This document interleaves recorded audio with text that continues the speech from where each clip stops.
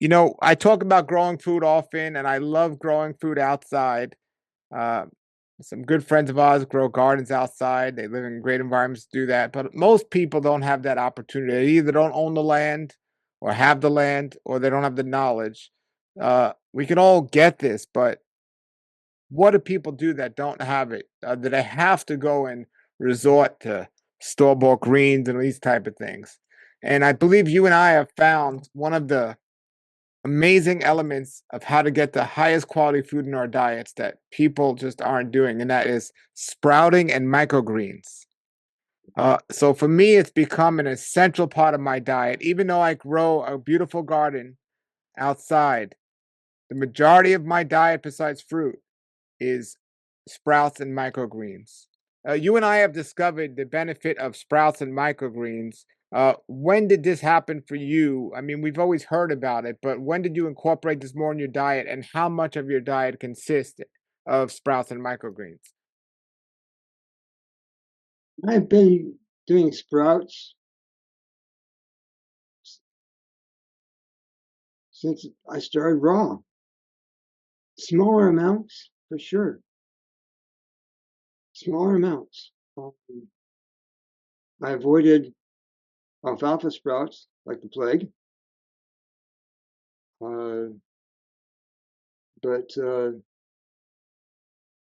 doing different things, it wasn't an everyday issue for me. Then what about, I don't know, 10 years ago?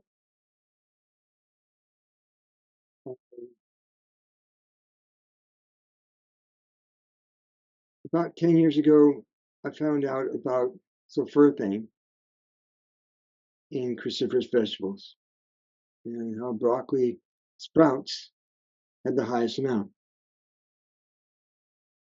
Sulforaphane really is an amazing piece, but you have to chew your cruciferous vegetables to get it because it's not there. It's if you cut it up and you chew it or different things before you cook it, then it makes a difference. It creates the sulforaphane. For a long time, I listened to. Uh, I read a another PhD in nutrition, and he was anti-cruciferous vegetables. Isothiocyanates are bad for you. Well, it turns out that they're not. They're actually very beneficial and something that we actually need. We need sulforaphane for detox. And I'm using that word, something, it's actually something, it helps biotransformation phase 2, hepatic biotransformation phase 2, or hepatic or liver detox phase 2 to help get rid of things. And I'm very involved with people with multiple chemical sensitivity, and they have problems phase 1 and phase 2 of getting rid of things. So the cruciferous vegetables are very helpful and pretty much needed for real good health. So I started looking at sprouts, and because broccoli sprouts has one of the highest uh, sulforaphane possibilities, I started doing.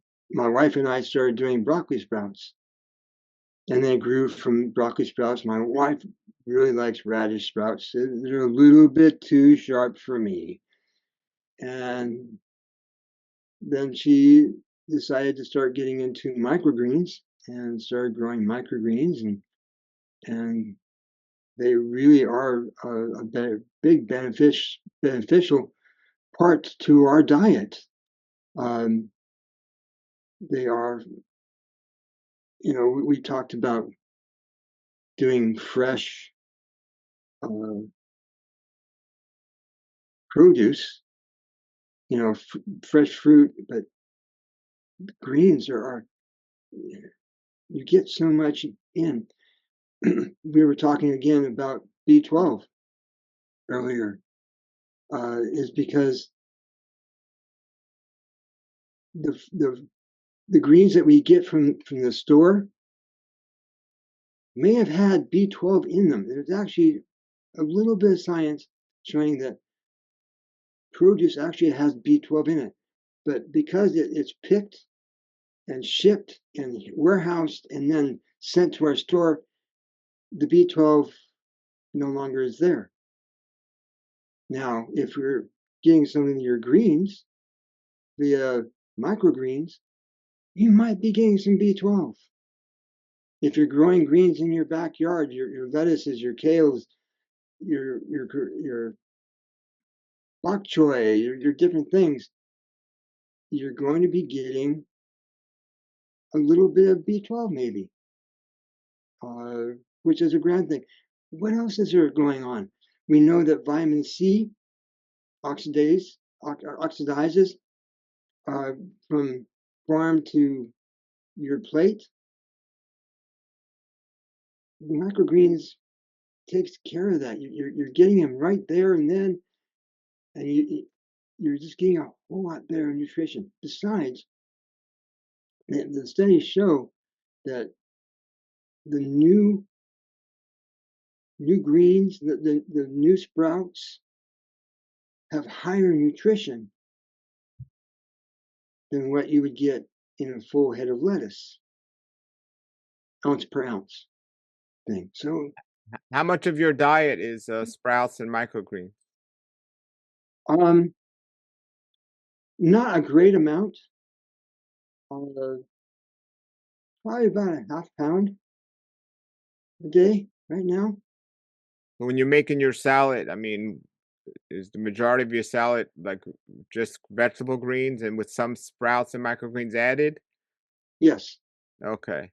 Um, For me but right now, it's like all microgreens and then just it's sprouts and pretty much that's the whole salad these days. And yeah. I eat lettuce and spinach and things like that the way people eat sprouts. I sprinkle some on top of my microgreen salad. Mm, Yeah, yeah. Uh, it depends on what works for you. sure. Nature's wealth, good for your health. This is the Raw Life Health Show.